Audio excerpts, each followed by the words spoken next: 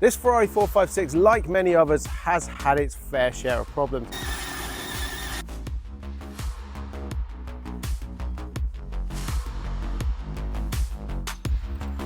And over the years of owning it, well, I've fixed the majority of them.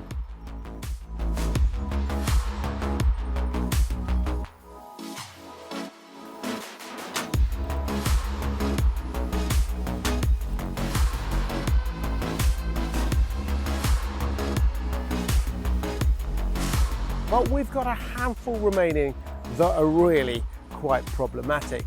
Today though, I'm going to fix them once and for all with minimum spend. First job today on the 456 is a pretty big one, and it's in here. Now this engine, for as long as I can remember, randomly kind of, how can I describe it? It cuts out. I lose kind of half the engine. Now the weird thing is, I don't get any lights on the dashboard, but I lack complete power. It's like I put my foot down, it makes kind of the right noises, but it doesn't go anywhere, it's gutless.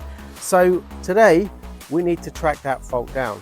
Back in the early 90s, when the 456 was created, well, it was, top of its game. It had everything on it and a lot of electrics, which can potentially go wrong. And they do go wrong quite often on these things. Anyway, the first thing we're going to be checking for the engine is this commando connection over here, which is notorious for just coming loose. So we're just going to reseat that and we're going to see if that makes any difference. Now it is a little bit of a tricky one to test this fault to see if we fixed it, because as I said, this is a random fault and most of the time it will work, and then occasionally we will lose half the bank. So we don't really know unless we've driven the car for a little while. And I can hear from the startup straight away that we have got all 12 cylinders, because when we don't, the noise changes. Have a listen to this. And it's instantly responsive on the throttle pedal. Currently, as you heard, we've got all 12 cylinders singing beautifully. The engine is working perfect, but that means nothing on the 456. So what I'm going to do, rather than just wait for it to fail again, because I'm pretty sure it will, I'm going to run around the car and just clean up some of the connectors that I've read up that are notorious for causing problems like this with some contact cleaner. Things like the MAFs, there's some connectors over there for the crank sensors. We were just going to reseat as many of them that we can find and just make sure that they're all good. One problem I always have around here is dust. I'm forever cleaning my car mats and then 10 seconds later, they're dirty again. And it's the same story in here. I've even ruined the floor with spilt battery acid. Luckily, it's in a Tesla and not a very expensive Ferrari. But I've made an amazing discovery. 3W floor mats have solved the problem with their awesome thorax mats. So no more constantly dirty boot floor for me. Between me and Lexi, we've got 4 very messy kids, so these floor mats are a true blessing. Pop them out, a quick wash, towel dry, and you're done. 3W floor mats are designed for hassle-free cleaning. Lexi is very unhappy that we have to upgrade her cool Mini, but the boys are getting far too tall for it. So we're looking at this 2022 Model Y, and well, the first thing we'll install are 3W floor mats. They even make these for the latest 2025 version and other Tesla and BMW models. Each mat is meticulously designed to complement your vehicle's interior, offering a sophisticated and stylish look while achieving a perfect fit through 3D laser scanning. Utilising innovative Vigamold technology, these floor mats are built to be durable, withstanding wear and tear, whilst maintaining their shape and quality over time. They're made with proprietary Thorex material and zero additives, ensuring a safe and odour-free experience. So click on my link in the description below the video and pick up an awesome set of 3W floor mats for your pride and joy. Now, a couple of videos ago, we were working on my Ratarossa and discovered some problems with the fuse board. And that is exactly what I'm going to test right now on the 456. It uses a similar style fuse board, so what I'm going to do is just do some simple stuff first. We're going to just look at all of the fuses. I'm going to pull those out one by one and just check them. Make sure they're all good. You can see here, nice little panel on the footrest. telling me exactly what they all do. So I'm just going to do that one by one, just inspect them and just reseat them. And then I'm going to run through the relays. We've got my nifty little relay tester hooked up here to the battery. Let's plug that in. That's a 4-pin. And then, so that is all good. I'm going to run through and test all of the relays just to make sure everything's working fine. A few of you did comment on the last video and asked me to give you a little bit more information on the relay tester I'm using. So that was just one that I got on Amazon. I've had a quick look. Cheapest one I can find right now, £11.88. Really handy bit of kit to keep in the toolbox, that. And what I'm going to do is just fire up the car periodically throughout the tests, just to make sure it's all running okay. And that's fine. Alright, so I've tested all the fuses, all the relays, and also reseated those earth points over there. Made no difference, still running fine. So let's just take the car out and just see if I can get it to fail. Taking the car around the yard to give it a test, and well, typically it's failed, but I wasn't filming, and now I've got full power once again. So well, I'm going to take it back, we're going to bring it inside, see if I can get it to fail, and we can do some more troubleshooting. But what it does tell me is everything we've done so far has not worked.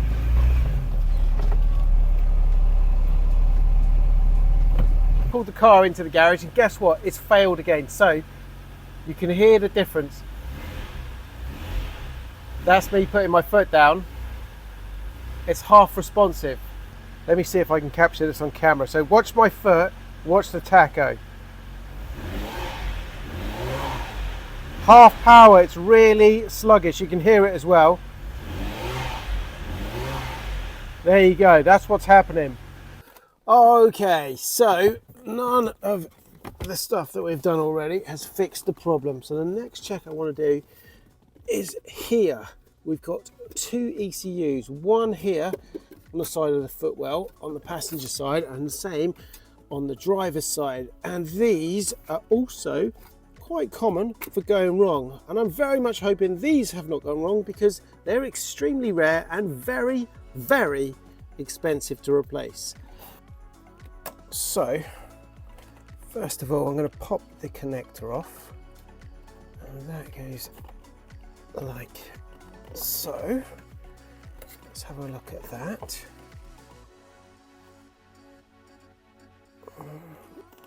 And then, more importantly, let's have a look at these pins down here. Is that something down there? I think that's okay.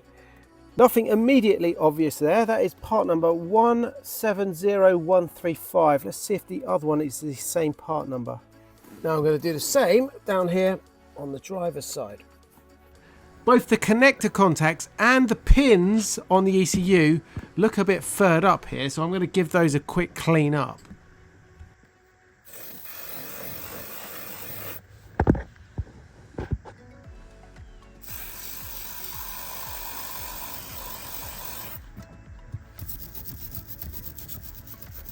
I'm going to take this ECU out and get a better look at it. Now, I don't know if you can see that. It looks a little bit rusty there, which is kind of suspect.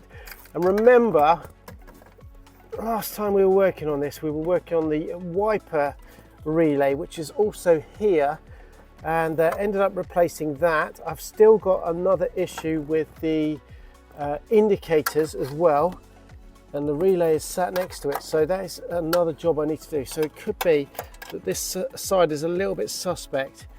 I'm going to get that last bolt out down there, and we'll have a close look at this. Electronic ECU, interchangeable with the other side. The pins do look a little bit furred up and suspect. So what I'm going to do, we're going to use a combination of contact cleaner.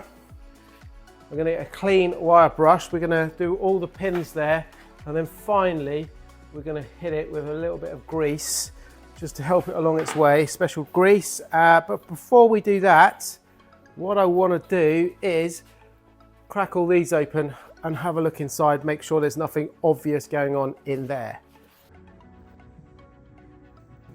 Okay, that's the inside of the Motronic ECU, and well, I can't see anything immediately obvious there. It looks pretty clean.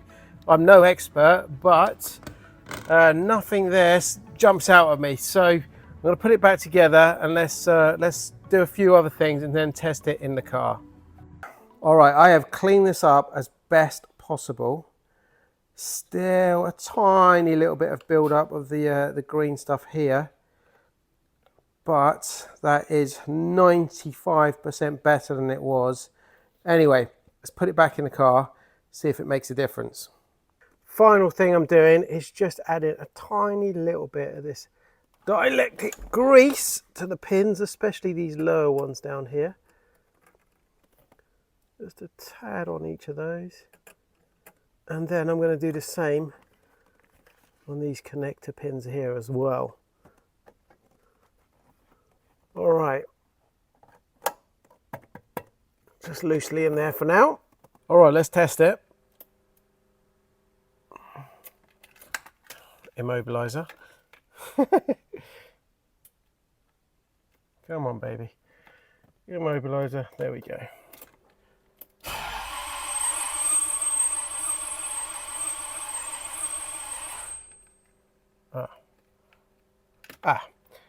Didn't connect that one up down there. Right, let's try that again. Take two. Here we go. That's better. Right. Let's just let it go for its little cycle here. Ready?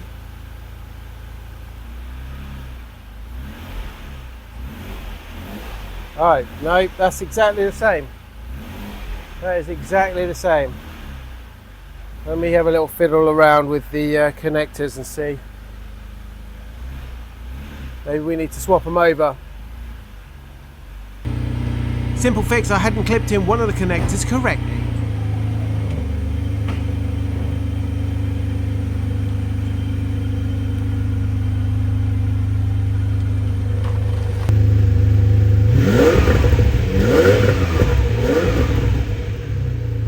Okay, as you heard, we're back with full beans, which is great, but I'm a little bit on the fence on whether or not that is a fully fledged fix. So what I'm going to do is I've got a couple more jobs to fix on this car. Once I've done those, I'm going to be shipping off those ECUs, a couple of other things, over to specialized ECUs across the pond.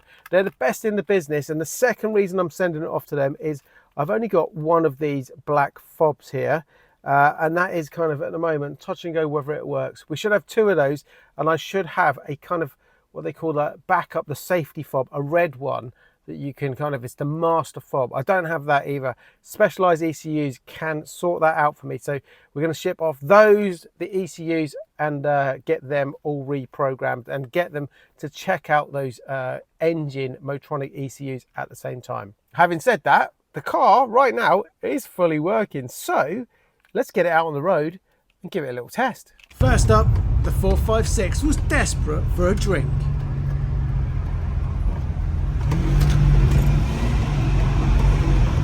After stopping to fill up with fuel, it was finally time to take the 456 for a blast. We're going to give it a very quick drive out today because the cam belts on this car are very, very overdue. I've not done them, and I've had the car for 7 years. And in the history, I've not seen it, well, for a few years before that. So I think it's a good 10 years on the cam belts on this car. Now, it's not done many miles in between, but it has been sat there outside in the garage, started up, stopped, and well, that's probably the worst condition you can leave a car in for cam belts. So give it a little drive out, and then we'll just see how it behaves.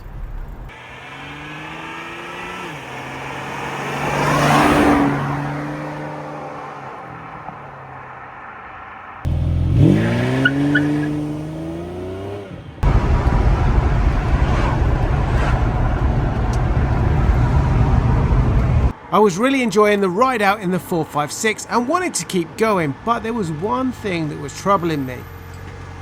Now the car is running great, but it absolutely reeks of fuel. There's something back there that I can smell, so I'm going to take no risk. I'm going to get this car inside.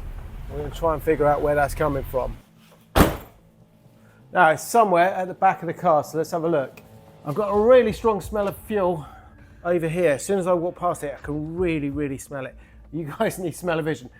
The tanks on this car, the fuel tanks, are in the boot. They're accessed from the boot. Let's have a look in there.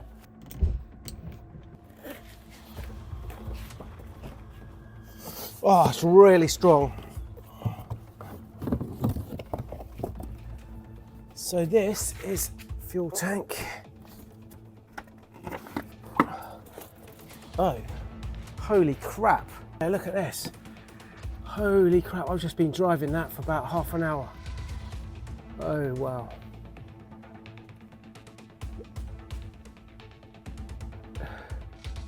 Where is that? Oh, it's come from, oh, here, look. Oh, look, there's a crack in it or something. Now, I know these are notorious for braking. Oh my gosh, I cannot believe I've been driving that like this. I could smell a bit of fuel, but then, oh man, right, okay. We can't drive the car until we fix this. We can't even start the car. Right, I'm gonna just disconnect the battery.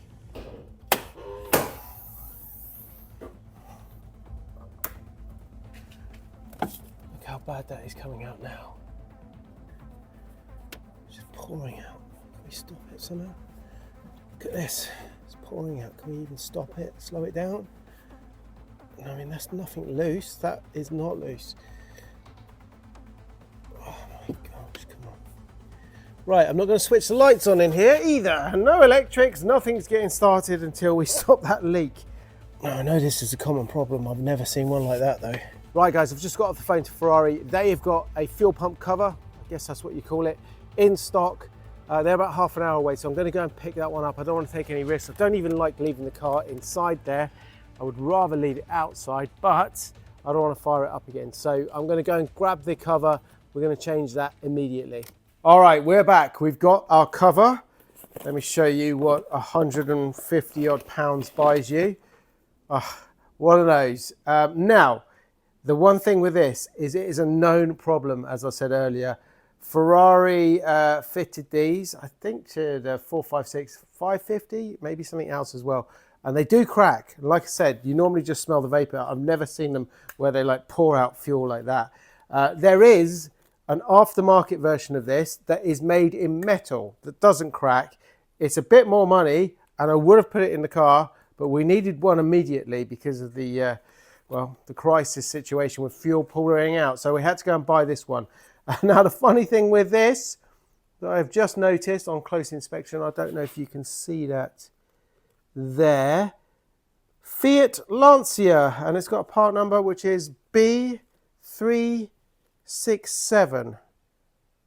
B367. So no doubt that is in some kind of cheap Fiat or Lancia and wouldn't cost £150 if you knew the part number. Maybe someone can find that. I can't find it. I just had a quick look. I doubt it is anything near what I've just paid for that with Ferrari taxes. Anyway, let's get this fitted to the car. That is absolutely wringing wet with fuel, look. And it's still dripping in there an hour later. Taking no risks here. We've got the Stradale fire extinguisher and a fire blanket at the ready, just in case. When we were out testing this car on the road for the first time, I treated it by giving it a top up of fuel, and well, you can still see it's got it's still dripping over there. So what I'm going to do, I'm going to take, if you look over here, it looks like this has been, it's got some gunk on it. Someone tried to repair that. Okay. Oh jeez, look at that. Okay, now is it going to come out of there? In order to get this pump out, we need to remove this sealing ring here, and there is a special tool, but I don't have it, and I need to get this thing fixed. So what we're going to do is we're going to very, very carefully use a screwdriver and see if we can knock it round. I'm a little bit worried about this. We don't want any kind of anything igniting. I've done some sketchy things before.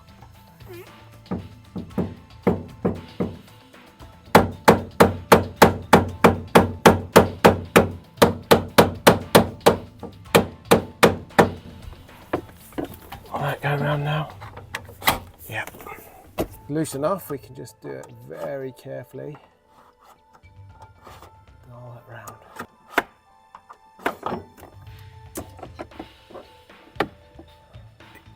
I'll just put that bracket back on to give me some leverage.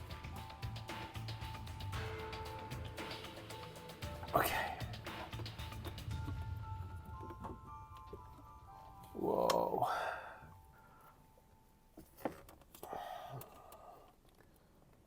Now, while that fuel pump is out, I do want to have a little peek inside, because 456 fuel pumps and the rubber mounts that they sit on have a tendency of breaking down, especially with the modern fuels nowadays. And what that does is it gets through the system and it clogs up all the fuel pumps, all the fuel filters, all the lines. So if I'm able to, very carefully, I'm going to have a sneak peek inside this side at least. It will give me an indication to see what's happening. All right, so that's our new one. Now, what I would really like to do here is try and change that in situ. So the way this works is we've got the fuel pump. It's suspended in a bucket down there that sits in the fuel tank. And then obviously you've got the cover here that attaches to the arm. We've got a cable there and we've got a pipe, a couple of other things. So I would like to try and change it while it's here and not try and get that out of the tank.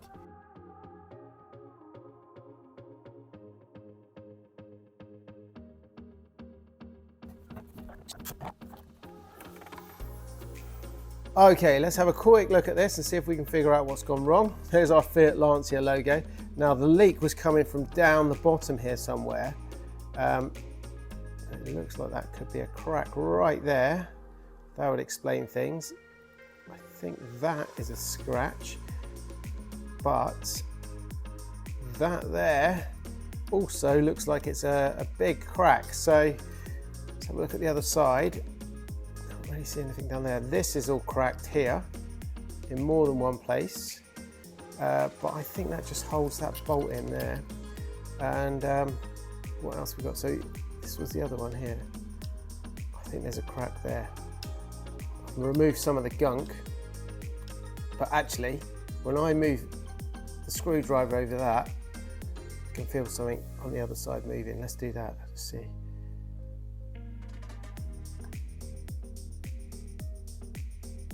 Feel that bit there move. Yeah, look at that. There you go. That's it. We've got a crack right there. A break, actually, look. Okay, so that is definitely what caused our fuel leak. Hopefully the new one with the new gaskets and everything has fixed the problem. Can you guys see that? Looks pretty clean in there. There's the pad it sits on. And yeah, I'm happy with that.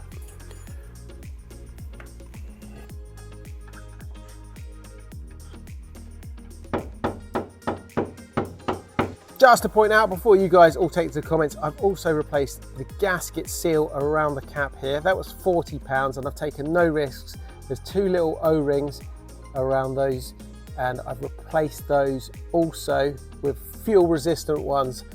So hopefully a combination of that, we should be good. Now what I've done is I've put a load of tissue around here, packed it all in.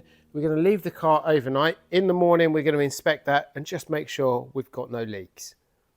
All right guys, it's the next day. We're heading on back to the rat cave. I left the 456 overnight after it tried to kill me yesterday. But hopefully today, number one, we've got rid of some of that fuel smell. It was absolutely reeking in there. You guys don't have to put up with that. Some of that fuel that has leaked out, hopefully has also evaporated. But mainly, I'm really, fingers crossed, we have fixed the fuel leak once and for all.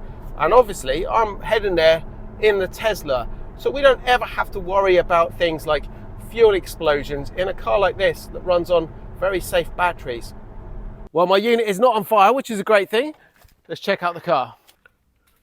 All right, first of all, happy to report it doesn't stink of fuel in here, which is great. And then let's take a look at this. Okay, that is dry as a bone. So that is also great news. I guess the final thing, the deciding factor, fire it up, monitor it, see if we've got any leaks.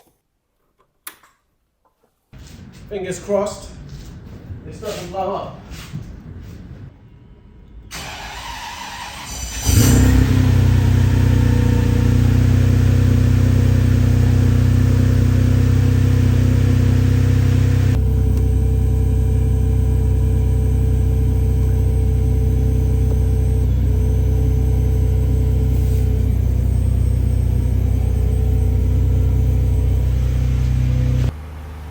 So far so good. What I'm doing is using this as well.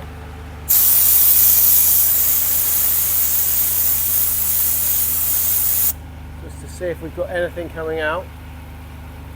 It's looking pretty good so far. I'm going to leave it running for a few minutes and very closely monitor to see if we've got any fuel drips. Leaving that overnight has definitely got rid of most of that pungent fuel smell, but it's still quite pongy in there. So here's what we're going to do. My mate Rory has got a very cool company called Devlin Engineering, and his promotional air fresheners here. Well, he's given me a few. We're hanging them in here. And well, instead of having a stinking fuel smell, we've got a lovely floral air freshener smell instead.